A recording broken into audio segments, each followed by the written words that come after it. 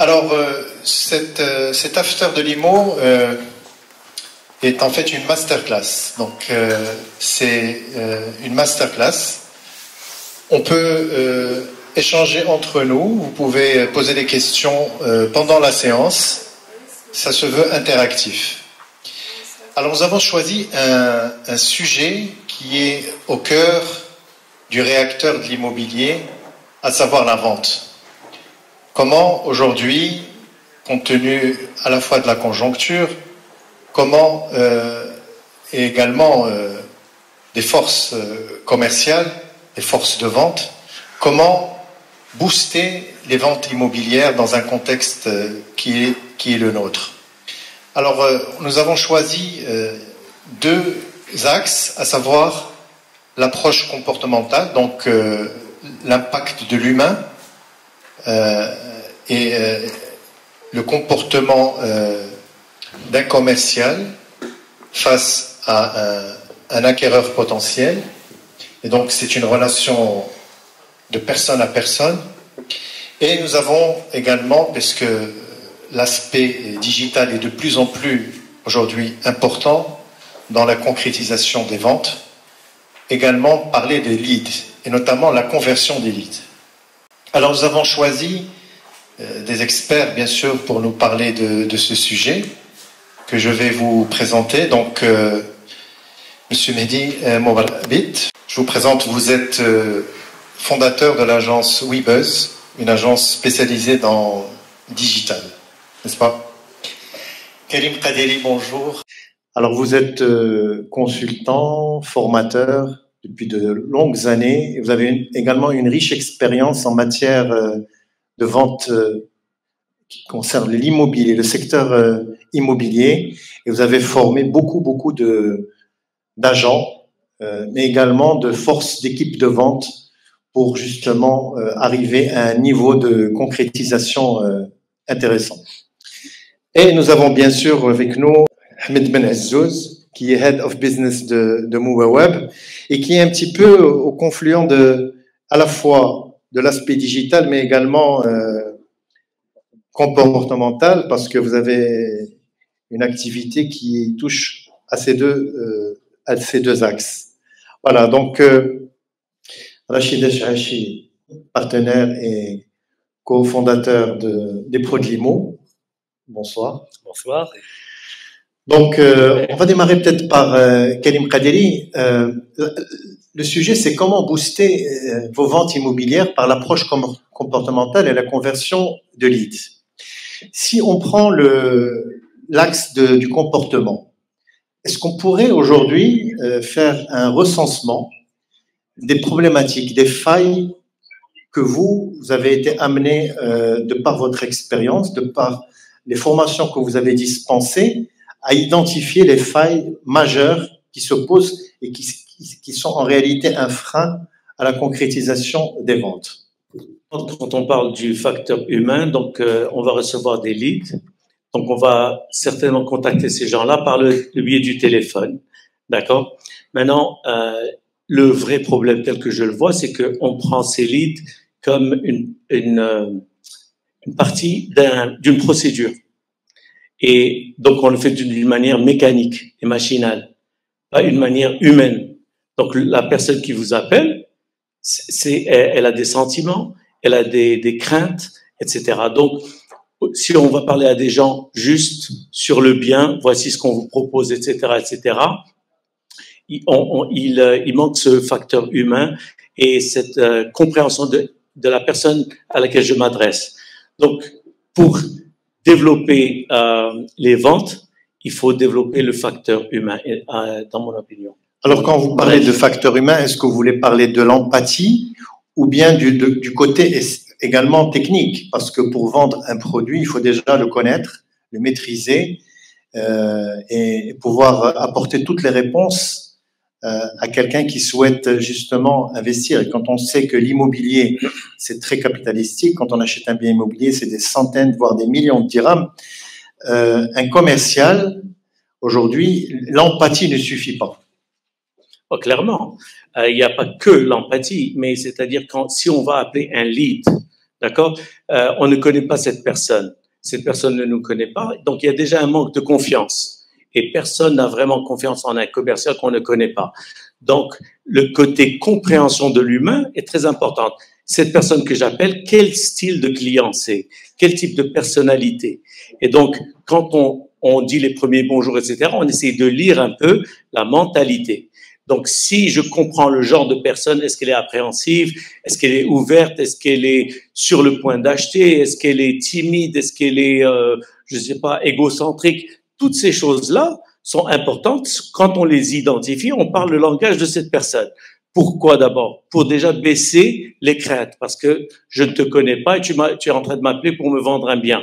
Donc, il faut déjà, avant de parler du bien, il faut déjà que je t'écoute. Pour que je t'écoute, il faut déjà que je pense que tu es quelqu'un digne de mon attention, etc., etc. Donc, si on ne fait pas attention à toutes ces choses-là, on passe directement au facteur, voici ce que j'ai, je vends ça, je fais ça, je fais ça, je fais ça.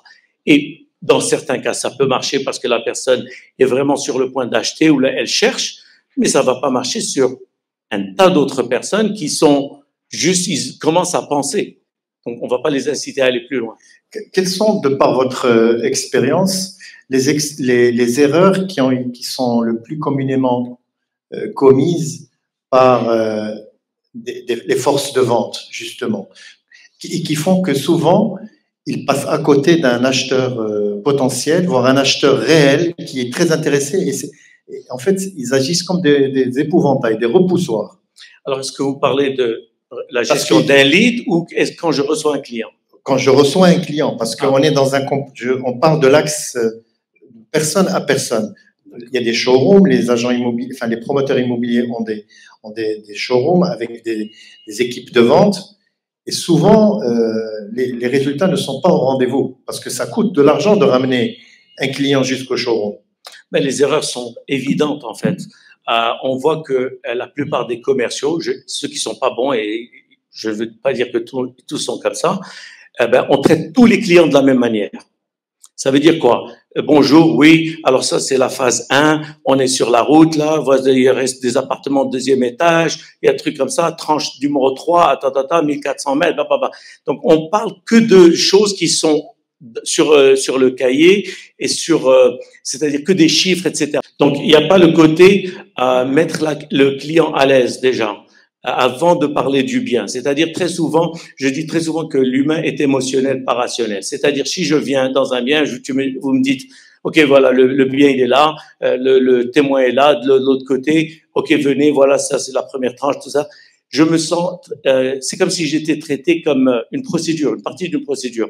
Au lieu de m'écouter, de comprendre comment je vois les choses et me parler sur mesure.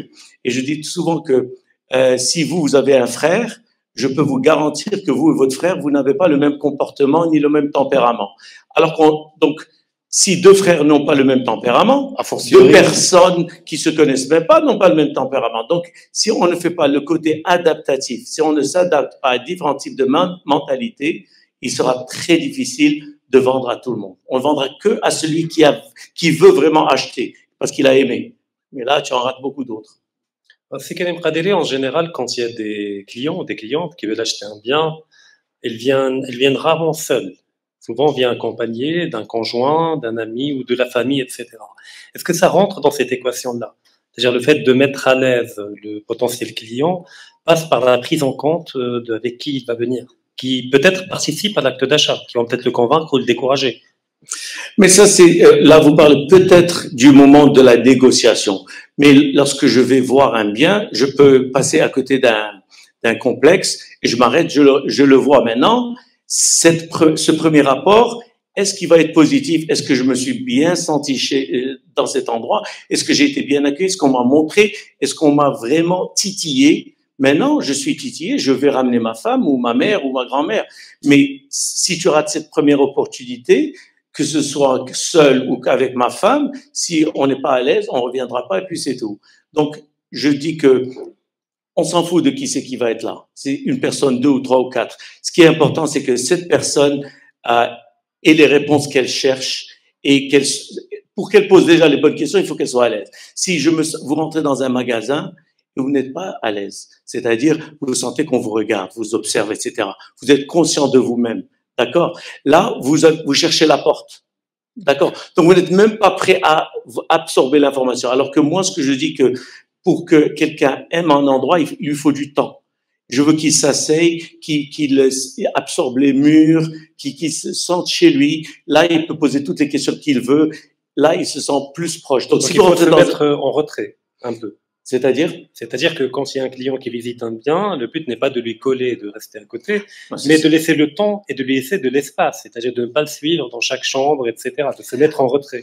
Ouais, ça dépendra des cas, bien sûr, mais ce qu'on a surtout dit, c'est que, je l'ai dit dans plusieurs autres émissions, c'est que les commerciaux d'aujourd'hui, qu'est-ce qu'ils font? Ils viennent, ils te montrent des choses que tu vois déjà. Alors que la vente, c'est me montrer les avantages cachés. Si tu me dis ça, c'est la cuisine, ça, c'est la salle de bain, ça, c'est truc, mais tu crois que je suis un con, quoi. Mais je vois bien que c'est une salle de bain. J'ai bien compris ça. Donc, tu ne m'avances rien. Et tu me dis, ça, c'est de la cajou. Je t'ai pas demandé. Laisse-le réfléchir, laisse-le prendre le temps de s'imaginer dans ce truc, et là, il va te poser des questions pertinentes. Là, tu réponds à celle-ci, là, tu as mon attention. On passe, je crois, à des Modrabit. Alors, le digital en tant que canal de vente prend de plus en plus d'ampleur. Ça, on le voit quantitativement et de manière chiffrée. Mais il y a encore quand même du retard parce qu'il y a encore des réticences, notamment dans le secteur immobilier, où on privilégie encore, dans beaucoup de cas, des publicités plus conventionnelles, plus matérielles, etc. Alors vous avez l'expertise dans le domaine, c'est-à-dire dans l'optimisation des canaux de vente en digital. Quels seraient les arguments que vous pourrez mettre en avant pour un peu désamorcer les réticences ou les blocages qu'il y a encore? Est-ce que ça coûte cher de passer par le canal digital pour obtenir des leads, puis des leads qualifiés, puis par la suite les convertir par le comportemental, entre autres? Et quels sont vos principaux arguments par rapport à cela? Écoutez, naturellement sur le digital, on arrive à récolter de la data en temps réel. Et du coup, on a des indicateurs sur lesquels on peut se baser pour réorienter la campagne au fil de l'eau. Alors que sur des canaux offline, le message passe de façon unilatérale et on va investir dans un spot radio, dans des panneaux 4x3 et on ne saura pas quel est le retour sur investissement. Peut-être on va se dire après un mois, j'ai généré X ventes, mais on ne sait pas quel était le panneau, est-ce que c'est vraiment via le panneau ou pas. Donc, j'ai aucun outil pour pouvoir mesurer le retour sur investissement. Alors que sur le digital, je pourrais carrément, si j'ai un bon socle technique qui me permet de verrouiller le process de bout en bout, de carrément calculer le coût d'acquisition client. De carrément dire au promoteur que la personne qui a acheté l'appartement X vous a coûté Y dira mon investissement marketing. Et que cette personne-là qui a acheté cet appartement-là qui se trouve au 3e étage, elle provient d'une recherche sur Google, et voici son parcours. Elle est venue via une recherche sur Google, après elle a recliqué sur une publicité sur Facebook, après elle a rempli le formulaire, donc je peux carrément tracer son parcours et identifier la combinaison qui m'a généré le plus de résultats. Maintenant, la problématique qui se pose, c'est justement ce taux de conversion qui pose problème, parce qu'on a vu qu'on peut aujourd'hui amener un client, mais à la fin, la concrétisation va passer par l'élément humain.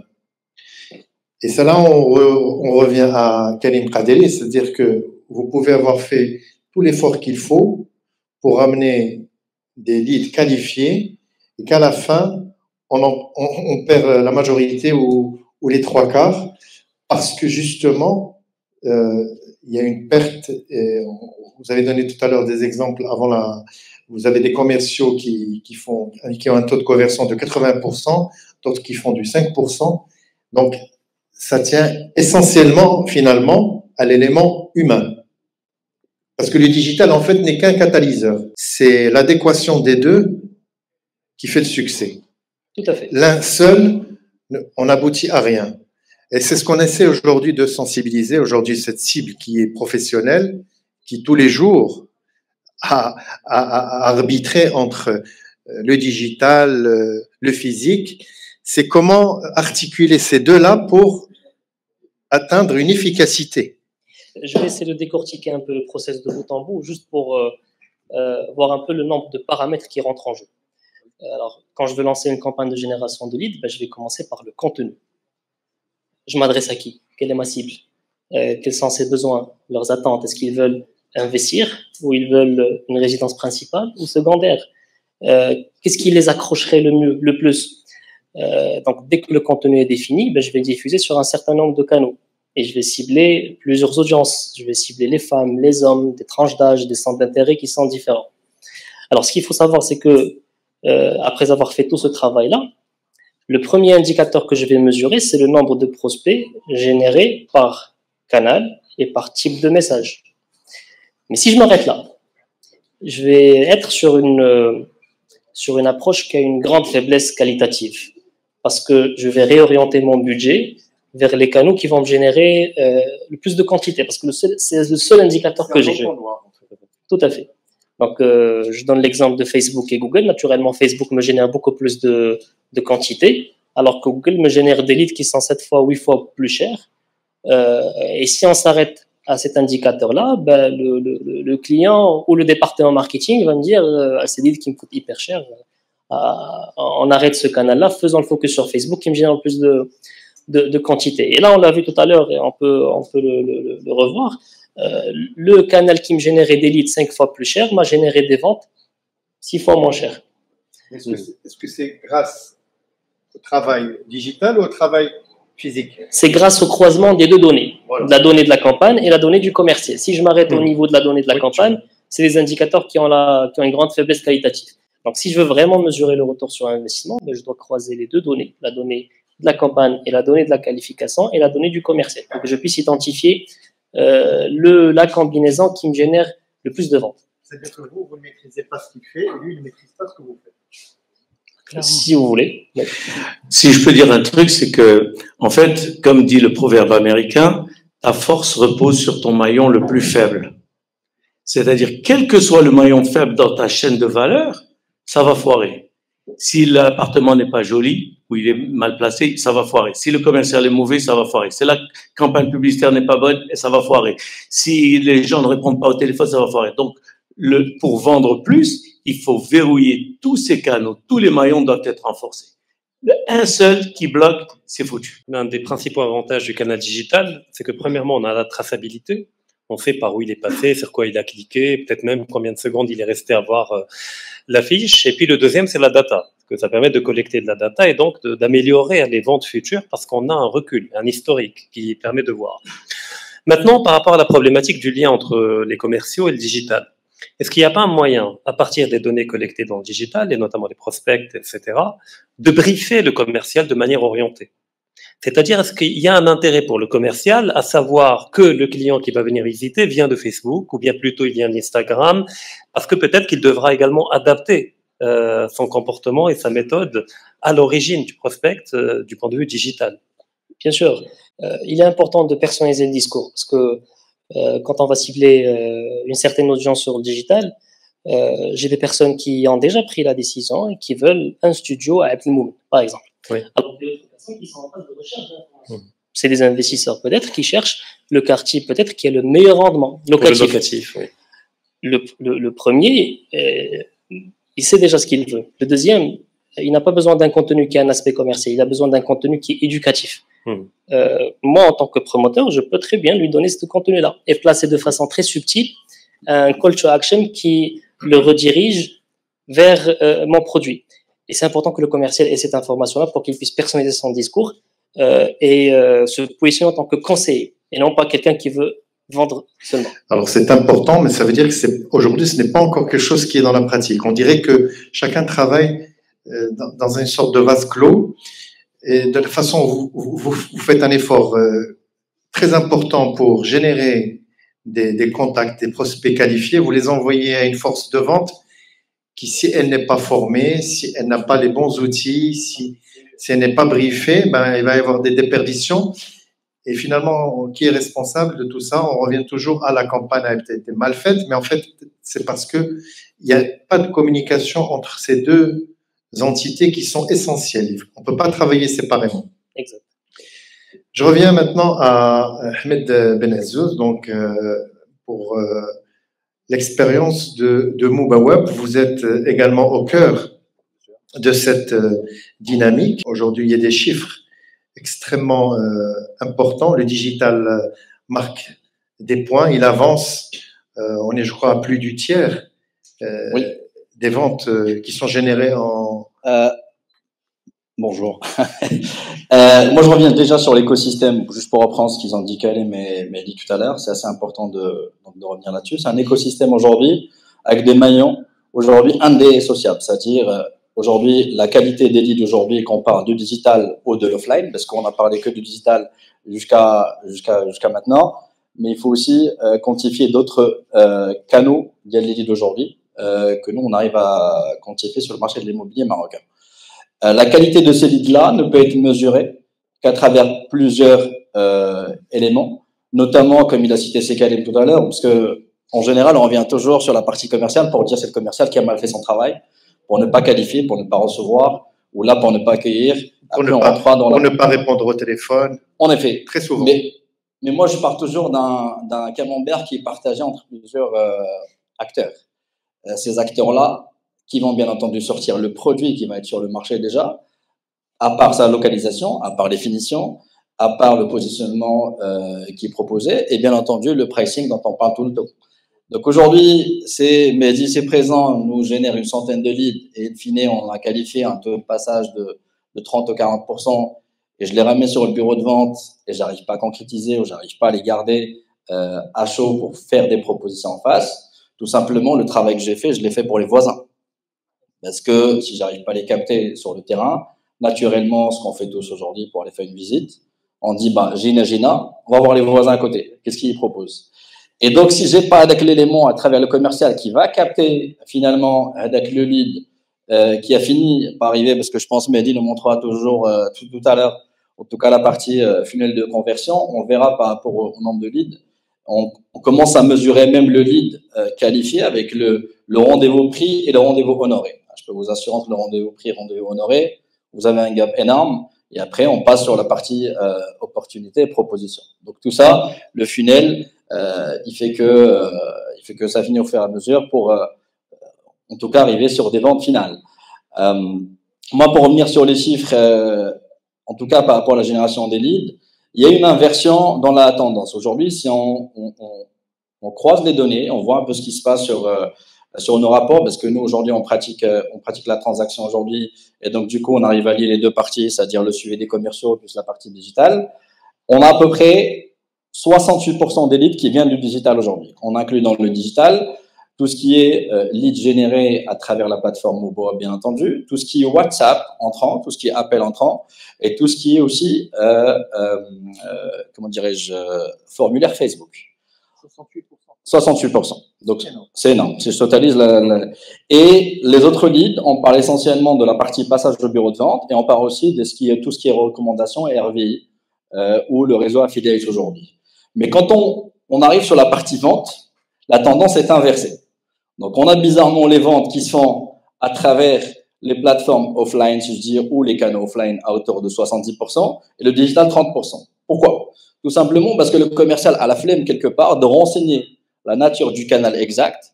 Au lieu de mettre ça vient du Facebook dans un premier canal et le deuxième, c'est le passage naturel au bureau de vente, il se contente juste au passage du bureau de vente.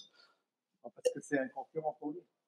C'est pas un concurrent, c'est juste à un moment donné, il y a peut-être la démarche commerciale qui n'est pas là, peut-être, ou il y a aussi, en tout cas, je veux faire plus de ventes, et à la limite, c'est le débat éternel entre le marketing et le commercial.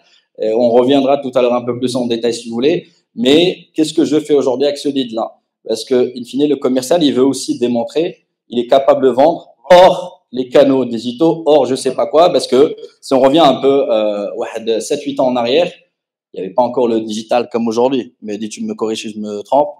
Mais ce que je dis aujourd'hui aux équipes, je dis même si vous n'avez pas de lead généré aujourd'hui, elle est où votre fibre commerciale, elle est où votre appétit commercial pour aller chercher des clients? Comment on faisait il y a 7 ans? Comment on faisait il y a 10 ans? Alors, si j'ai bien compris, au fait, le poids du digital en tant que canal de vente est beaucoup plus important que ce que les chiffrements, parce qu'il y a effectivement beaucoup de gens qui voient une offre sur le digital, Ils vont voir le commercial en offline, mais le commercial ne prend pas la peine d'informer que le client a vu l'offre sur le digital. C'est ça. Donc, Exactement. en réalité, ça pèse beaucoup plus. Alors maintenant, moi, j'aimerais identifier le problème. Pourquoi le commercial n'informe pas ou ne prend pas la peine d'informer, à part les etc. Est-ce que c'est le modèle économique? Est-ce que le commercial, il touche des primes? Est-ce que s'il informe que ça vient du digital, est-ce qu'il touche une prime qui est moindre ou est-ce qu'il touche pas du tout de prime? Parce qu'au lieu de mettre en concurrence le commercial avec le service digital et marketing, bah, peut-être l'idée de briefer et d'avoir une prime commune, c'est-à-dire de faire créer une synergie entre les deux, plutôt que d'opposer les deux. On est parfaitement aligné là-dessus. La problématique, ça peut être elle est beaucoup plus flagrante que ça. C'est qu'aujourd'hui, les outils de mesure n'existent pas. Je m'exprime. Aujourd'hui, 80% des promoteurs marocains n'ont pas d'outils. C'est-à-dire, limite, ils ont encore l'Excel. Et des fois, on est encore sur le CNEJ. J'aime pour être sincère. Je l'ai vu de mes propres yeux. Donc aujourd'hui, comment voulez-vous que Mehdi puisse mesurer la qualité, le retour sur les leads? Parce que tout simplement, soit c'est un Excel qui est balancé aujourd'hui, sauf Mehdi, il a une nouvelle solution. Donc, ils ont un CRM pour pouvoir suivre. Il me disait même tout à l'heure, c'est même pas le commercial qui renseigne que la vente a été faite. C'est les équipes de Mehdi qui appellent derrière pour s'assurer que la vente a été faite. Donc, comment vous voulez mesurer aujourd'hui l'impact d'une opération ou là d'une campagne lambda si j'ai pas les outils en face? Et donc, Smaïl Sikalim, juste pour revenir sur la partie, même si un outil existait aujourd'hui, le commercial, à un moment donné, est tellement pris dans son quotidien parce que problématique de connexion, problématique de temps, problématique de prendre un cas. Oui, c'est ce qu'on dit toujours. Mais la réalité de marché, elle est autre. C'est qu'à un moment donné, parce que il n'a pas envie, il va le faire à la fin de la journée. Et quand la fin de la journée viendra, il va pas forcément se rappeler de l'ensemble des canaux qui ont été énoncés, en tout cas, quand le prospect est arrivé. Donc, du coup, comme je dis toujours le terme, vous m'excuserez, qui est le CRM, qui dit adapter canal digital, adapter passage au bureau de vente, adapter appel téléphonique. Et ça y est, je sors une tendance. Mais si je creuse encore pour des CRM efficaces aujourd'hui et performants, normalement, je dois avoir le canal principal et j'ai un deuxième canal. C'est-à-dire, je suis venu au bureau de vente, mais grâce à quel deuxième canal? Et donc là, les CRM aujourd'hui permettent en tout cas cette saisie pour avoir en tout cas une référence croisée pour pouvoir justement, j'ai un passage de bureau de vente, mais grâce au digital. Et comme on fait toujours, moi je dis, il y a beaucoup de personnes aujourd'hui qui vont sur Facebook pour remplir un formulaire, mais on va les appeler, ils vont pas répondre, mais 2 mois après ou 2 semaines après, il va se pointer au bureau de vente pour acheter le bien. Ou là encore pire, on arrivera sur la qualification, on a des leads qui ne sont pas qualifiés par un centre de relations clients ou par le commercial, mais quand on fait des croisements sur les bases de données, bizarrement, le client, il est venu acheter 2 semaines après. Donc là, on se pose la question, la faille, où elle est aujourd'hui? Ok, la faille, elle est simple. C'est que, puisque j'enseigne comment capitaliser sur un CRM, pourquoi les commerciaux refusent d'utiliser CRM? Parce que très souvent, ils pensent qu'on va les monitorer. Si je mets que j'ai vu Amin Manissi, Rachid Achaji, j'ai vu M. Benazou, j'ai fait tout ça, donc j'ai mis plein de leads qui sont venus et je n'ai fait le closing que de 2%. Voilà, donc lui, il le fait pas. Donc maintenant, dans ce que j'enseigne, c'est comment ne pas voir cet outil comme un ennemi. Au contraire, il est une menace si tu n'es pas bon. Mais si tu sais l'utiliser, tu vas en sortir beaucoup plus de ventes. Comment devenir bon? Alors, comment devenir bon? Donc, justement, c'est ce que j'essaie d'expliquer à beaucoup de clients quand je vais les voir les premières fois. Je leur explique qu'il faut déjà changer le cœur de ce commercial. C'est-à-dire, c'est comme si on lui dit, fais le CRM, lead, mets le lead, tout ça. C'est comme tu m'as donné une tâche supplémentaire. Déjà, moi, je me casse la tête avec les clients, tout ça, ils pensent toujours qu'ils travaillent déjà trop. Donc, comment on va faire? C'est une métaphore, j'ai dit, c'est comme si toi, tu étais musulman et tu as un ami qui est de Suède ou je sais pas, qui est pas musulman.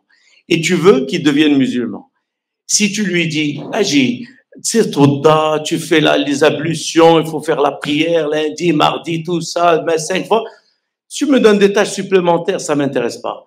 Moi, sur quoi je travaille, c'est sur la foi. Je ne vais même pas parler de la procédure. Je vais lui insuffler la foi à Dieu, à paradis, à tout ça. Une fois qu'il a cette foi, il commence à devenir vraiment assoiffé. Comment je peux faire atteindre l'autre? Mais c'est quoi, c'est quoi ces choses-là? Donc, tu commences à vraiment y demander. Donc, il faut travailler ce côté-là. C'est pour ça que, comme vous avez dit, donc, je travaille sur le côté comportemental. Donc, je change le mindset. Et après, par la vérité, on va lui montrer par A plus B qu'il va gagner beaucoup plus. Beaucoup plus. Et je voulais ajouter un truc quand je vous ai entendu parler des leads. Quand un client appelle, quand j'étais jeune commercial, nous, on se battait qui c'est qui va prendre le téléphone le premier. Pourquoi? Parce qu'on avait compris que celui qui appelait était plus que 50% acheteur. Parce que personne d'entre nous n'a le temps de prendre un jour, je vais appeler là pour me divertir. J'ai pas le temps pour ça. Si j'appelle, c'est que je suis très intéressé. Bien intérêt. Eh ben, on ne te reçoit pas bien au téléphone. Ça m'est arrivé plusieurs fois. J'ai fait le test exprès. Non seulement on te répond pas ou là on te rappelle pas, mais carrément, j'ai vu des commerciaux qu'il fallait supplier. C'est ça. Je dis bien supplier qu'ils nous vendent. Parce qu'il te filtre. Et par exemple, je lui dis, oui, j'ai vu la pub d'un truc, tu as 20 000 dirhams le mètre carré. Ah non, ça c'est que pour les surfaces de dollars. C'est-à-dire, ne viens pas me faire chier si tu vas venir pour un truc qui coûte 1 million de dirhams, ne viens même pas. Alors, vous comprenez, donc on fait du pré-filtrage parce qu'on n'est pas très bon dans le commercial. Donc la vérité, c'est qu'il faut changer le cœur et on réingénieur en fait l'écosystème commercial, le mindset et tout. Là, on va commencer à travailler dans une autre opération où justement tous les maillons seront renforcés, de l'appel, de tout. Donc en fait, c'est un travail en profondeur. Ah, bien sûr. On peut pas faire des choses du replâtrage. Aléatoire. Non. Hein? Aléatoire. Non. Il faut aller avec des changer l'écosystème. Fallait changer l'écosystème et surtout travailler sur les mentalités, ce qui est encore plus compliqué, plus difficile, qui prend du temps. Mais croyez-moi que quand quelqu'un comprend, parce que c'est pour ça que je dis dans une de mes approches, c'est que je dis, tu ne vas pas apprendre, tu vas comprendre. Une fois que tu as compris, moi je vais lui montrer par A plus B comment il va gagner plus. Garantie. Parce que je le fais depuis 25 ans. Alors, donnez-nous quelques recettes, même si vous n'allez pas tout nous donner ce soir, pour justement intéresser, faire gagner aujourd'hui un commercial qui ne démolisse pas une campagne. Parce que souvent, il y a un effort. Vous savez, les campagnes digitales, elles ont une mauvaise réputation, c'est d'être très consommatrices. Ça coûte cher. Et des fois, on brûle des sommes colossales pour un résultat médiocre, voire insignifiant, et finalement on se dit finalement ça vaut rien. Or c'est faux parce que en fait il y a des déperditions, on l'a vu. Et donc aujourd'hui, je reviens à ma question, qu'est-ce qu'on pourrait aujourd'hui donner comme conseil? Je vais te donner un conseil, mais encore une fois, s'il n'y a pas l'écosystème, si je n'ai pas fait ce travail comportemental, psychologique, ça va être très dur. C'est que même si tu appelles quelqu'un, le côté suivi. Un lead, c'est pas, lui, il veut pas acheter. Ça fait, je raccroche. Mais s'il veut pas acheter, il faut continuer. Mais bien sûr, mais s'il veut pas acheter. Maintenant, c'est comme j'explique, un mauvais commercial cherche des acheteurs. Un bon commercial cherche des acheteurs potentiels. Grande différence. C'est-à-dire, toi, pour moi, je vends des téléphones portables. Je sais à 100% qu'Amin Manessi va acheter un téléphone portable. Peut-être pas aujourd'hui, mais moi, je vais me positionner dans son esprit. Chauffe Adressel, moi, j'ai ça, et je vais rester en contact avec lui. Quand lui va décider d'acheter un téléphone portable, il va me venir chez moi. Donc, la différence entre travailler un client de cette manière est totalement différente. Garder le contact sur la Mais bien sûr, et faire ce qu'on appelle l'effet wow. Parce que maintenant, si je rentre chez toi, tu m'appelles et il n'y a pas quelque chose qui me tape, avec le facteur wow, tu n'as rien, après 2 minutes, je t'ai oublié. Moi, je vais chercher quelque chose qui fait marquer l'esprit pour qu'il pense toujours à vous et qu'il pensera et bien sûr positivement. Donc, quand tu fais cet effet wow, puis tu envoies par exemple, je t'ai appelé, d'accord, monsieur Sidi, merci, on reste en contact. Juste après, je t'envoie un WhatsApp. Ce fut un plaisir de discuter avec vous, monsieur Manessi, à votre service, Karim Qadiri, Imo, je sais pas quoi. Tu un email. C'est des emails qui sont, je peux en faire 500 en un coup. Pour rappel, papa. Eh ben, il n'y a pas de garantie dans la vie, mais il y a des probabilités. Mon job, c'est de hausser mes probabilités. Si tu appelles une fois, il n'y a pas de probabilité. Si tu appelles et tu fais tout ce que je suis en train de te dire, On optimise les C'est chances. ça n'arrête pas. Ouais. Alors, Mehdi Morabet, Amin Nessi nous disait tout à l'heure qu'une campagne digitale coûte très cher. Premièrement, nous aurait-il menti? Et, et deuxièmement, à quoi juge-t-on qu'elle coûte cher? Normalement, c'est au résultat final. C'est-à-dire, si elle coûte cher, mais qu'elle rapporte infiniment plus que ce qu'elle a coûté, c'est que forcément, elle coûte pas cher, relativement. Donc, déjà, est-ce que c'est vrai? Ça coûte cher? Alors, je vous répondrai par des chiffres et je vous laisse juger. Parce qu'on a tendance à critiquer les commerciaux, essayons de les comprendre un peu. Parce que moi, de par mon travail, j'ai eu la chance de côtoyer les marketeurs et les commerciaux, et les deux ne sont pas contents. Et chacun se plaint de son côté, mais des fois, c'est pas le problème du commercial. Des fois, si on lui génère des leads qui sont pas qualifiés, À part le lead, des fois le produit est invendable. des fois le produit, On mais demande de vendre quelque chose où il n'y a pas la demande, exact. où le prix il n'est pas aligné sur le marché. Exact. Mais généralement, il y a une phase de qualification qu'on néglige. Je génère des leads et je les transfère directement au commercial. Le commercial n'est pas censé faire de la qualification. Le commercial doit recevoir un lead avec un minimum d'intérêt. Il doit convertir, en fait, en vente. Exactement. Et aujourd'hui, il y a des promoteurs qui n'arrivent pas à le comprendre, et ils ont raison aussi, parce qu'est-ce qu'ils te disent? Ben lui, il est toute la journée au niveau du showroom, il faut rien, ben qu'il appelle ces leads-là, alors qu'il n'est pas censé faire de la qualification. Il faut instaurer une phase intermédiaire entre la campagne et le commercial. Je qualifie le lead, je lui prends un rendez-vous, et lui, il close, parce qu'il y a plusieurs types de commerciaux. Il y a des commerciaux qui qualifient, il y a des commerciaux qui closent. Et aujourd'hui, on n'arrive pas à faire cette différence entre ces deux types de commerciaux. Alors, sur cette plateforme-là, on a réussi à croiser la donnée de la campagne avec la donnée de la qualification. Alors là, j'ai tous les KPIs. Et ce que je disais tout à l'heure, on va dire que la campagne coûte cher parce que je vais analyser uniquement le coût par lead et les ventes que j'ai eues à la fin de la campagne. Donc là, j'ai le coût par lead, j'ai le coût par rendez-vous pris, le coût par rendez-vous présenté. Je sais que la personne qui se déplace au showroom me coûte 100 dirhams. Et la personne qui achète me coûte 900 dirhams. Pour acheter un appartement et investir 900 dirhams, c'est cher? Non. Mais j'ai la donnée. Et généralement, on n'a pas cette data-là. Parce c'est réel. Et là, j'ai plusieurs typologies de produits. Et on peut faire le filtre. On peut aller sur de l'économique. Et là, j'ai des appartements qui sont vendus à 700 dirhams. Mais le lead nous a coûté 35 dirhams. Je vais vous montrer un autre exemple.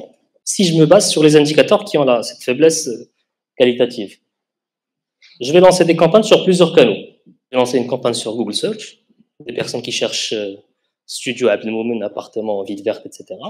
Et je vais lancer une campagne sur Facebook. La campagne sur Google Search, alors je vais sélectionner tous les projets pour avoir le coût global. Faites le focus sur la première colonne. Alors, le lead me coûte 173 dirhams sur Google et 35 dirhams sur Facebook. Faites pas attention au reste. Quelle serait la décision que le client va prendre dans ce cas? Google lui génère des leads à 170 et Facebook lui génère des leads à 35 dirhams. Il fait quoi? Facebook. Il appelle l'agence, lui dit tu arrêtes Google. Oui. C'est pas normal que tu me génères des leads 7 fois plus chers que Facebook. Et du coup, je réoriente tout mon budget vers Facebook et je génère 5 fois plus de volume et je redirige vers mon commercial, mon pauvre commercial, qui va se retrouver avec des fichiers de leads à appeler. Et il y a un problème de confiance parce qu'il va appeler les 5 premiers, ils sont injoignables, ils ne sont pas qualifiés. Qu'est-ce qu'il va te dire naturellement? Pour le travail qui est fait par l'agence et le marketing, n'est pas de qualité, leur ciblage c'est du n'importe quoi. Et lui, il a besoin de vendre, donc il va aller chercher d'ailleurs, il ne va pas les appeler. Mais qu'est-ce qui vous permet au départ de choisir le bon canal? C'est-à-dire que vous procédez par tâtonnement aussi? Non. Parce que au début, qui vous a dit que Google va être meilleur que Facebook ou Facebook mieux que... C'est la data. Non, on ne sait pas. Vous ne savez pas. Nous, on part du principe que en Dieu, nous croyons, le reste doit ramener de la data. Donc, on va lancer... Sur tous les canaux? Sur tous les canaux. Ah, d'accord. On arrose partout et après on voit... Exact. C'est vrai qu'avec un peu de recul, on sait très bien que si on a un budget, 70% va aller sur Google, 30%...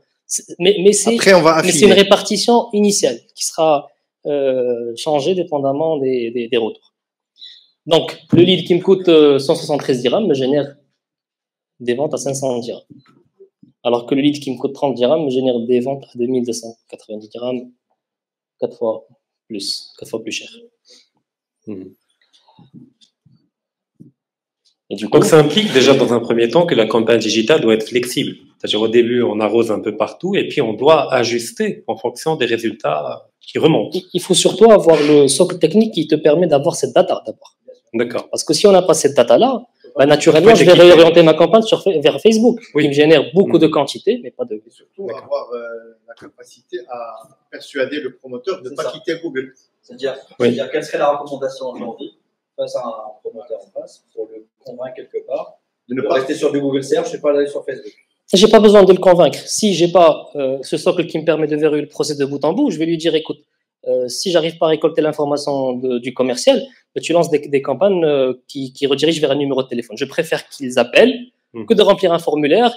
Ils seront jamais appelés. Ça impacte l'image de marque de l'entreprise, etc., etc. Ça frustre les commerciaux et c'est totalement contre-productif. Alors, j'ai une autre question. Est-ce que quand on a de la data, par exemple, vous avez de la data sur un quartier donné, d'accord, sur beaucoup de promoteurs qui ont vendu là-bas. Quand il y a un nouveau promoteur qui va faire un projet dans ce quartier-là, est-ce que vous pouvez vous fonder sur la data récoltée auprès des précédents pour l'orienter rapidement en court-circuitant la phase où il faut tout arroser pour après réorienter? Bien sûr. D'accord, donc la data, là, elle a de la valeur, parce qu'elle permet effectivement d'économiser du temps, de l'argent et de cibler de manière plus pertinente la campagne digitale. Exact. Comme on peut très bien dire au promoteur que la proposition de valeur n'est pas adaptée à la cible. On a eu des promoteurs qui mettaient en avant des appartements pour une résidence principale, alors que c'est un produit qui est destiné aux investisseurs. Ça, ce que vous dites est essentiel. C'est très important. La valeur de ce conseil, c'est-à-dire qu'on peut se tromper dès le départ et ne pas le savoir, et après imputer la faute aux commerciaux, à la campagne qui a été mal faite. Mais si dès le départ, le promoteur s'est trompé sur le positionnement du produit, sur le pricing, après c'est normal que ça foire. Mais est-ce que vous avez cette capacité à, dès le départ, dire attention, on va faire tout ça, mais ça va n'aboutir à rien parce que vous êtes 30% plus cher que le marché et que c'est pas justifié? Oui, si on a cette data sur laquelle on peut capitaliser, on peut avoir ce discours. Mais des fois, on n'a pas cette data-là. Donc, la meilleure option, c'est de tester. Et des fois, le promoteur n'est pas convaincu de ce qu'on est en train de lui dire. Donc, on teste. Après 10 jours, 2 semaines, on a de la data qui est très représentative et qui nous permet de réorienter les actions au fil de l'eau. Donc là, c'est un projet à Marrakech. J'ai Zakaria et Hind. Les deux ont reçu 80 et 85 prospects qui se sont déplacés au showroom. Hind a converti 24 et Zakaria a converti 2. Donc imaginez si le promoteur a que des Zakaria. Donc le ciblage de l'agence est fait n'importe comment, la campagne coûte cher. Donc ce qu'on a fait, on a appelé les 80 qui se sont présentés. Qu'est-ce qui s'est passé? J'ai pris rendez-vous avec Zakaria à 15h, il est venu à 15h30, j'appelle, il ne me répond pas. Il n'est pas agréable. Naturellement, il ne va pas convertir. Il n'a pas été formé par Karim. Il n'a pas été formé par... Voilà. Contrairement à Hind. Et ça, je peux le faire par commercial, je peux le faire par projet et par showroom. C'est-à-dire aujourd'hui, le client il a un stock à liquider. Donc, moi, je demande une certaine flexibilité pour réorienter les rendez-vous vers les commerciaux et les projets qui génèrent le meilleur ROI, tout simplement. Et à travers cette data-là, je peux vous donner exactement l'audience parfaite qui achète. Qui achète potentiellement ou qui achète effectivement? Effectivement. Alors, je vais vous donner un autre exemple d'un promoteur. On a lancé 2 campagnes.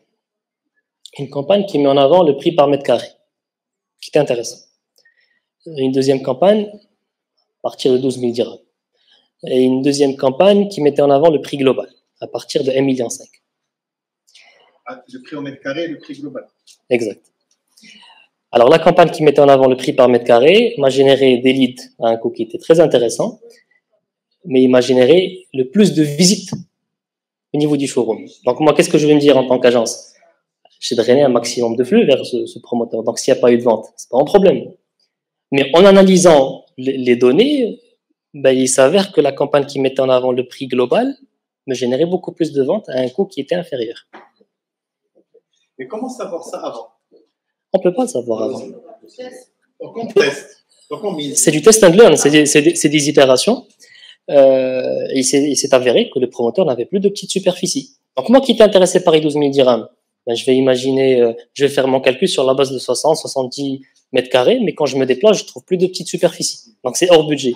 Alors que la personne qui a vu dès le départ les 1,5 million, même si ça m'a augmenté le prix du lead, ben ça m'a permis de drainer du flux qualifié avec un taux de conversion qui est intéressant. Et là, vous pouvez voir que je peux identifier la langue qui me génère le plus de ventes, la tranche d'âge, est-ce que c'est des hommes, des femmes, de quelle plateforme ils ont été générés, est-ce que c'est une image ou une vidéo. Et là, par juste exemple, par rapport à la langue, avant qu'on passe à autre chose, est-ce que la langue est un choix qui est fait en amont dans la campagne digitale, c'est-à-dire au moment du lancement, ou est-ce qu'on lance en différentes langues, puis par tâtonnement, on choisit quelle est la langue qui va le vendre le plus? alors généralement, c'est le client qui impose la langue. D'accord, en fonction du bien, j'imagine. Exactement, on a généralement des clients qui vendent des villas ou des appartements de luxe qui veulent pas utiliser de l'arabe, parce que ils croient, ils peuvent avoir raison ou pas, mais eux, c'est plus une problématique de positionnement. Donc nous, ce qu'on essaie de faire passer, c'est de tout tester, bien sûr, en respectant les guidelines de la marque, etc. Mais moi, je ne sais pas si c'est l'arabe ou c'est le français qui va marcher. Je vous donne un exemple, pour les villas. Et puis pareil pour les villas, pour l'exemple, est-ce que le choix de la plateforme également est en relation avec la langue? C'est-à-dire si je fais sur LinkedIn, ben, je vais faire en français uniquement. Ou TikTok, on arabe déjà. On ne sait pas. On sait pas. Donc on tâtonne, on teste et puis Exactement. Par itération, là j'ai des clients qui ont des points de vente à Marif, à Bernoussi, à Ensba, etc. Ben, le français va cartonner dans un quartier et l'arabe dans un autre. Le français va cartonner dans ce quartier-là pour cette tranche-là, pour les femmes et pas pour les hommes. Donc c'est très complexe, vraiment... en fait. Exactement. Je disais si vous faites, ça veut dire vous orientez un petit peu le client avant la campagne, ou c'est lui qui ramène un petit peu toutes ces idées et vous les étale et vous soumettez à ses choix. Notre vraie proposition de valeur aujourd'hui, c'est la dimension, assez de recul, la dimension conseil. Oui, voilà. C'est-à-dire si le client vient me dire, écoute, moi je lance la campagne qu'en français, ben, je vais essayer de le convaincre d'utiliser d'autres langues. Si sa cible est sur Tanger, ben, je vais lui recommander d'utiliser de l'espagnol aussi. Là, dernièrement, on a lancé une campagne pour la Fiat 500 et le brief initial, c'était de cibler que les femmes. On a réussi à convaincre le client pour cibler les hommes également, et c'est avéré que c'est les hommes qui ont le plus acheté. Il y a des hommes qui ont acheté pour eux-mêmes, et c'est vrai qu'il y a des hommes qui ont acheté pour leurs filles et pour leurs femmes, mais c'est eux qui ont acheté. Oui, l'acheteur, et c'est eux qui ont vu la pub. Bah, regardez, là, c'est des villas. C'est des femmes. Voilà. Mais ce qui est intéressant, c'est que là, j'arrive à identifier aussi le message de la campagne. Parce que je vais mettre en avant le prix global, le prix par mètre carré, mais là, le message qui a accroché le plus de femmes, c'est les titres dispo. Et ils n'ont pas le temps, ils veulent tout de suite. Donc, c'est les titres dispo, c'est sur Instagram, et c'est de l'arabe. Pour anticiper, justement, parce que maintenant, on a de la data. Parce que l'avantage du digital, c'est qu'on produit une data. Est-ce qu'aujourd'hui, on n'est pas capable, peut-être avec l'intelligence artificielle, l'algorithme, d'avoir plus de visibilité à force de faire ce travail sur différents types de projets, de villes, pour avoir peut-être un début de comportement tracé et dire à Marrakech, les studios, d'après les 2 dernières années, c'est des hommes, des femmes, de tel âge. Sortir quelque part un profilage des clients cibles sur la base de la data. C'est possible aujourd'hui? Bien sûr, c'est possible. Si on a assez de data, c'est possible. Mais de par mon expérience, cette approche-là se base sur une donnée qui est probabiliste, qui nous sert peut-être pour définir un plan initial. Mais il n'y a pas mieux que la donnée factuelle. Je lance, ok, je vais prendre en compte cet élément-là, mais je lance et je mesure, et dépendamment de ces retours-là, je vais réorienter. Le tâtonnement, c'est. Après, la limite, c'est la data. C'est qu'on n'a pas assez de data, on n'a pas assez de recul historique. Faire du deep learning, il faut énormément de data qu'on n'a pas par rapport à l'immobilier au Maroc. Tout à fait. Il faut c'est pas la hésiter limite, malheureusement. tout tester parce que on n'est jamais à l'abri de bonnes surprises. Et des fois, nous-mêmes, on est surpris. Donc, si vous avez des questions pour nos trois experts, n'hésitez pas. Ah, d'accord. Enchanté. Et donc ma question était pour Rabit. Je voulais revenir sur un point évoqué tout à l'heure par Ahmed par rapport aux promoteurs qui éventuellement avaient des produits relativement peu prisés, qui quand ils allaient venir du monde, eh bien ça faisait la publicité pour quelqu'un d'autre, ou d'autres promoteurs. Je voudrais transposer ça sur le cas de Znata et essayer de répondre à une question qui m'a été posée par l'un des comparables Znata. Je vais créer le parallèle d'Al-Poefa Znata. D'Al-Poefa, c'est très comparable d'appartement. Quand je vais me déplacer sur D'Al-Poefa, il y a très peu de chances que je me déplace sur les 34 projets. En revanche, sur Znata, si je me déplace chez un comparable, chez un promoteur, je me déplace obligatoirement chez mes victimes. Donc la question, c'est, à votre avis, Simon Labitte, qu'est-ce que vous proposez pour ce genre de promoteur? Investir ou pas? Parce que la question qui m'a été posée par un promoteur, c'est de toutes les manières, j'investisse ou pas, le client est chez moi. Est-ce qu'il faudrait que j'investisse ou pas, peu, beaucoup? De toutes les manières, j'en conviendrai. Le choix se fera naturellement sur la nature du produit, sur l'appréciabilité du produit et sa liquidité. Mais en revanche, est-ce que si on ma personne, un promoteur vous demande, est-ce que j'engage des moyens ou pas? À votre avis, c'est long. Merci pour la question. C'est vrai. Alors, si j'ai bien compris, la question, le promoteur se dit que le lead va tomber dans tous les cas, parce que si mon confrère fait de la pub, dans tous les cas, il va... Tous dans le même périmètre. Il le fait pour moi. La proximité, tout à fait. Ils sont sur deux bords. Deux bandes, ils sont 8, 4. Très bien.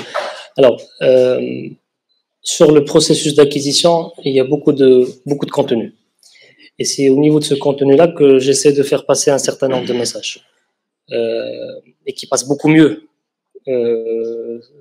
C'est-à-dire, j'arrive à faire passer ces messages-là de façon plus efficace à travers des campagnes qui me permettent de nouer une certaine relation de confiance avec ces gens-là, beaucoup mieux que si c'est des informations qui seront communiquées par le commercial. Donc, moi, quand je diffuse un certain nombre de contenus qui met en avant le projet avec ses avantages, déjà j'ai avancé dans le process. Et c'est pas pour éviter le risque qu'il passe chez les concurrents, c'est quelque chose qu'il faut prendre en compte parce que dans tous les cas, il va le faire. Parce qu'avant d'acheter, il va voir tous les projets à côté. Donc c'est à ce moment-là qu'il faut faire un bon benchmark et avoir une idée sur l'ensemble des objections et préparer le discours et le personnaliser en fonction de ces éléments-là. On a eu des exemples avec des promoteurs qui étaient beaucoup plus chers que les concurrents, mais on arrivait à vendre parce que tout simplement on savait qu'on était plus cher, mais on était plus cher pour un certain nombre de raisons qui étaient préparées dès le début, que ce soit au niveau de la campagne ou au niveau du script du call center ou du commercial. Alors, j'ai envie de reposer la même question, mais autrement à Sekalem Praderi. Imaginons, je suis un commercial dans un bureau de vente et puis il y a 7 concurrents à côté, par exemple comme Aznata. Et donc, quand un client vient me rendre visite pour voir le projet, je sais pertinemment qu'il va aller voir les autres. Comment je dois me comporter? Parce qu'il y a beaucoup de commerciaux qui vous découragent d'aller voir les autres, qui dénigrent la concurrence, etc. Alors, quelle est la bonne méthode pour un commercial dans ce cas de figure? Bon, la méthode, pour moi, à mon avis, c'est toujours la même. C'est déjà, on va traiter le client de la meilleure manière possible. Ça, quel que soit X, qu'il soit avec 10 autres concurrents qui sont à proximité ou là qui soit seul. Ça, c'est déjà une règle de base. C'est-à-dire, je traite tout le monde à merveille parce que comme j'explique dans mes formations, je dis c'est-à-dire moi, le commercial lambda, je dois être Messi. Je suis le Messi de la vente. C'est-à-dire, je dois être excellent. Donc, quand je suis excellent, quel que soit X, je vais très bien me comporter avec un client. Maintenant, il y a une autre analogie. Oui? Traiter à merveille. Ok. Je suis un client, je rentre chez toi, c'est quoi me traiter à merveille? Encore une fois, je vous ai. Offrir un café, c'est quoi? Ça dépend, parce que justement, c'est ce que je vous ai expliqué tout à l'heure, c'est qu'on peut pas dire quelle est la meilleure manière de traiter un client. Pourquoi? Parce que ça dépend des circonstances.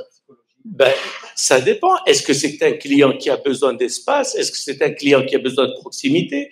Est-ce que c'est un client qui est venu en famille et ses enfants veulent jouer, mais il veut poser des questions, mais ses enfants n'ont pas où jouer? Il y a des milliards de circonstances. Et c'est pour ça que je prêche la métaphore du médecin. Moi, le médecin, moi, le commercial lambda, qui suis excellent, eh ben, je suis le médecin. J'ai 7 ans de médecine derrière moi. Eh ben, quand le client vient, le patient vient, qu'est-ce que je vais lui dire? Je sais pas. Ça dépend. C'est ça la réponse. Je suis excellent, je connais tout. Maintenant, ça dépend. Et donc là, on laisse un grand degré de flexibilité. D'accord? Est-ce que cette sensibilité-là, ça s'enseigne, ça s'apprend? Ben, c'est bien sûr. On parle de fibre commerciale. Est-ce que ça existe d'abord? Est-ce qu'on peut transformer un commercial très moyen, médiocre, en un très bon commercial? Parce que ça demande quand même certaines aptitudes, d'empathie. C'est faisable si tu prends quelqu'un, comme je disais à monsieur tout à l'heure, tu prends un wilderness. Il est, comme on dit en arabe, rasosrer. D'accord? Juste un bon gars. Et tu lui expliques ce que c'est que vendre. Mais vraiment, justement, quand j'explique, c'est quoi vendre? Vendre, c'est donner envie d'acheter. C'est tout. Je peux pas te vendre ce PC. S'il te plaît, prends. Mais si je te montre des trucs, tu dis, waouh, ça m'intéresse. Ouais, et en plus, là, tu m'as titillé, je vais vouloir acheter. Donc, vendre, c'est vouloir, c'est donner, stimuler ce désir. D'accord? Maintenant, comme je vous ai dit une fois, il y a un commercial je l'ai dit à un grand client, une multinationale, il m'a dit, alors c'est quoi le problème? Je lui ai dit, écoutez, les gens qui rentrent chez vous, ils ont envie d'acheter. Vos commerciaux leur enlèvent l'envie d'acheter. Voilà. Et ça, il a tout de suite réagi et j'ai eu ce marché. Parce qu'il a compris que c'était vrai. Le problème n'était pas dans le produit était parfaitement adapté au marché marocain. Mais on travaille de manière aléatoire et sans professionnalisme.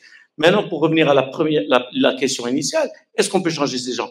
Bien sûr qu'on peut les changer. Sans ça, j'aurais pas de métier. Mais c'est pas tout le monde. C'est-à-dire, on peut pas rendre n'importe qui footballeur ou n'importe qui musicien. Mais s'il y a une petite graine et il y a de l'écoute, mais bien sûr qu'on peut le transformer. Mais ça demande du temps. Est-ce que ça ne nécessite pas aussi de transformer son employeur? Maintenant, je vais vous dire, ça, c'est le rêve. Maintenant, quand on fait, comme j'explique, je dis, c'est du développement personnel. Moi, si je suis excellent et j'ai un complexe qui a 200 appartements, j'en ai rien à foutre du patron. J'ai les clients, j'ai l'appartement. Kunhen. Voilà, c'est tout. Si l'appartement, moi, j'ai bien dit que dans toutes choses étant égales, c'est pour ça justement qu'on a une dame qui est à 80, je sais pas quoi, et l'autre à 2. C'est la même chose parce que j'explique toujours une chose qui est très simple. Quand tu rentres dans un showroom n'importe où dans le monde, tu as des stars, un mec qui vend 50 unités de je sais pas quoi, et les autres qui vendent 6 ou 7. C'est pas le produit qui a changé. Le produit ne change jamais. Je peux pas changer les appartements, je peux pas changer les voitures que je vends. La seule variable, c'est l'humain. C'est le client, c'est le commercial. Donc, ça veut dire quoi? Si je deviens excellent, les appartements se vendent. Si je suis nul, les appartements ne se vendent pas. Aussi simple que ça. Je pense qu'on est aligné aussi là-dessus aussi calé. Moi, j'ai juste un point par rapport à l'expérience pour parler des choses palpables. Effectivement, il y a une expérience client aujourd'hui qu'on l'oublie souvent. Donc, qui constitue toute la chaîne de valeur. Ce que j'appelle moi souvent le parcours digital. C'est un mix entre le physique et le digital et qui commence quand je suis assis dans mon salon en train de chercher sur un site internet, sur les réseaux sociaux. Donc, c'est là où je commence à rêver. Et in fine, cette expérience digitale, si elle est vécue quelque part au préalable, réussie efficacement, la qualification se fait automatiquement. Ce que je n'arrête pas de dire, il y a certains prospects aujourd'hui quand ils se pointent au bureau de vente, ils se pointent avec le numéro de l'appartement et l'étage et l'orientation. Il dit, ne vous cassez pas la tête, je veux le F3, qui est le 3e étage, vu sur la cour. Je ne cherche pas à me vendre autre chose. Donc, c'est là où, en tout cas, il y a beaucoup de ratés à un moment donné. Quand je vis cette expérience digitale au préalable et j'arrive au bureau de vente et j'ai avec l'effet wow qui est quelque part estampillé, c'est là où je commence à me poser des questions. Parce que pour parler des choses simples, il y a certains clients qui viennent acheter un bien, que ce soit villa, appartement, autre, ça peut démarrer même le social. Donc, chaque niveau, chaque catégorie socio-professionnelle aujourd'hui a en tout cas des attentes socio-psychologique quelque part par rapport à l'acte d'acquisition du bien, parce qu'on cherche tous une sorte d'ascension sociale quand on change de bien ou autre. Donc du coup, il s'attend à un climat, à un endroit accueillant, chaleureux. On peut parler de la période estivale où il y avait des chaleurs assez fortes ici au Maroc. Elle va entrer dans des bureaux de vente où il n'y avait pas de clim. Je peux vous assurer que le client, il va changer d'avis. Il ne supporte pas la chaleur, il finira par sortir, même si vous avez la meilleure Hamza du monde. Parce que il ne supporte pas ça. Si vous demandez une bouteille d'eau, vous ne l'avez pas, ça peut le titiller quelque part. Si vous demandez un café, encore mieux, c'est un autre débat. Donc, vous voyez, chacun souhaite avoir une expérience client aujourd'hui mémorable, bien entendu, avec l'accueil qu'il le faut. Et que là, si Dieu moulay par rapport à son grade et son statut socio-professionnel aujourd'hui, pour réussir, in fine, ce qu'il est venu faire chez nous au bureau de vente. Et donc, moi, j'ai vécu une expérience il n'y a pas si longtemps que ça. Quelqu'un qui partit acheter une villa à la ville de Bouchekoura, la ville verte, il était contrarié quelque part parce que le promoteur, qui est un fumeur de cigares, n'avait pas un cigare dans sa voiture pour lui offrir quand il était en train de négocier. C'est ce que j'explique. On ne parle pas d'un client. On parle de manière. Ça veut dire quoi? Toute chose étant égale, je suis excellent, je vais vendre plus que le commercial moyen ou le commercial qui est nul. Peu importe, café, eau, chaleur, tout ça.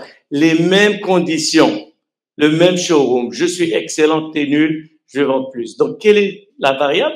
Elle est entre mes mains. Je deviens excellent, ben, j'ai plus de chances de vendre. C'est aussi simple que ça. Moi, j'avais une question à vous poser par rapport à Karim. Est-ce qu'il y a une temporalité dans le processus de vente immobilier? Est-ce qu'il y a une saisonnalité, une temporalité? C'est-à-dire que quand on vient vous voir et on veut faire une campagne, vous dites non, c'est pas le moment. Attendez un mois.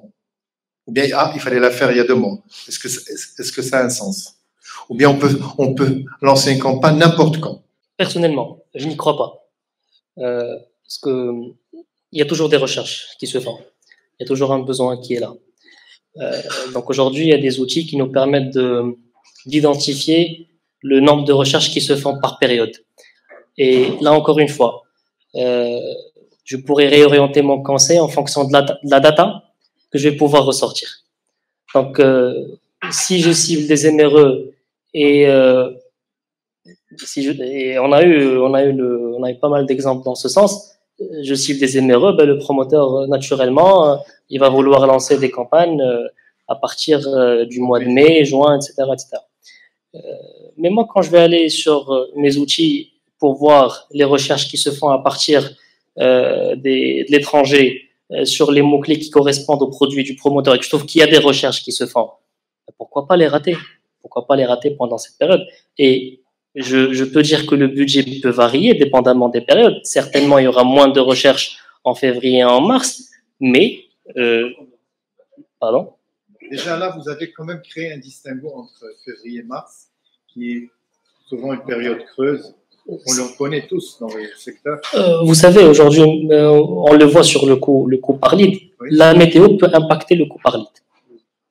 Le taux de présenter, naturellement, les gens ne vont pas se présenter s'il ne fait pas beau. Donc, c'est des éléments à prendre en compte. Et quand on a ce genre de data-là devant les yeux, bah, ça nous permet de prendre des décisions en temps réel. Quid de l'évolution du coût par lead dans le temps? C'est-à-dire, on le sait tous aujourd'hui, que le coût par lead évolue dans le temps, en fonction de la fatigue, en fonction du visuel qu'on a mis en place, en fonction est-ce que c'est une photo d'intérieur, du lifestyle, de l'extérieur.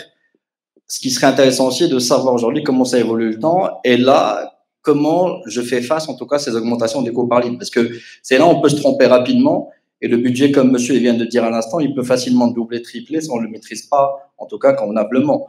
Donc, du coup, moi, quand mon CPL augmente, comment j'agis en face? Alors, il y a plusieurs paramètres qui peuvent impacter le coût du lead. Alors, on peut commencer déjà par ce que les plateformes publicitaires facturent. Eux, ce qu'ils nous facturent, c'est des impressions. C'est vrai que le coût de l'impression a évolué dépendamment du nombre d'annonceurs qui targetent la même cible. Aujourd'hui, si on compare le coût d'acquisition ou le coût par impression au Maroc, n'a rien à voir avec le coût par impression. Et on peut aussi comparer le coût de l'impression à Casablanca versus Dakhla. On verra que c'est peut-être le triple. Ça d'un côté. D'un autre côté, le coût par lead dépend aussi du CTR, c'est le nombre de clics. C'est-à-dire, si ma campagne n'est pas assez accrocheuse et n'incite pas les gens à cliquer dessus, ben, je vais avoir beaucoup d'impressions, des milliers d'impressions, mais très peu de 100 leads. Encore une fois, là j'ai parlé du coût par impression, j'ai parlé du contenu. Il y a aussi un autre élément, c'est le formulaire. Si j'ai un formulaire qui se remplit de façon automatique sur Facebook, ben ça va impacter positivement le coût par lead. Mais si je redirige vers une landing page qui prend un temps fou de chargement et qui demande à l'internaute un certain nombre de questions, ça va impacter le coût par lead. Mais ça, c'est pas des mauvaises choses. C'est-à-dire, il faut que je puisse mesurer le coût de l'acquisition finale. Si ces éléments-là vont doubler mon coût par lead, mais vont permettre d'optimiser mon coût d'acquisition, why not? Merci. Moi, j'ai une dernière question pour me dire. Allez. Comme ça, parce que c'est assez important. Moi, ma question aussi par rapport à la rapidité du traitement des leads aujourd'hui. On se pose toujours la question. Moi, j'ai fait l'expérience aussi de ce que je renseigne souvent des formulaires pour juste mesurer un peu tout ce qui est réactivité aujourd'hui. Quel est selon toi le taux, on va dire minimal, ou là le taux aujourd'hui efficace pour un traitement pertinent d'un lead? Alors, entre la partie CRC et la partie commerciale. Et comme ça, j'ai les deux maillons. Alors, c'est pas moi qui le dis, c'est des études qui ont été menées par Harvard. Si on appelle le lead en moins de 5 minutes, on maximise nos chances fois 60 de le convertir. Je me rappelle, en 2017, j'étais à Dublin et j'étais en train de présenter la même étude, mais on parlait d'1 heure, pas de 5 minutes. Et à la fin, il y avait un CEO qui est venu me voir pour montrer son process. Et lui, il appelle ses leads en moins d'1 minute. Il m'a dit 5 minutes, 1 heure, le gars est déjà en réunion et il y a peu de chances qu'il vous réponde. Je m'en suis inspiré et on a développé ce qu'on appelle aujourd'hui des callbots. C'est-à-dire, vous cliquez sur le formulaire, vous recevez un appel automatique d'un robot qui vous rassure. Ou vous recevez au moins un message WhatsApp. Merci d'avoir rempli le formulaire. Si vous souhaitez prendre un rendez-vous, cliquez sur 1, etc., etc. Donc, la réactivité est très importante parce que c'est un des... En fait, on humanise le processus. Exact. C'est pour rassurer un peu plus les... Exact. Et moi, ce que j'ai vécu depuis 2013, j'ai vu des marketeurs envoyer des leads après 1 semaine. Un lead oublie carrément qu'il a rempli un formulaire.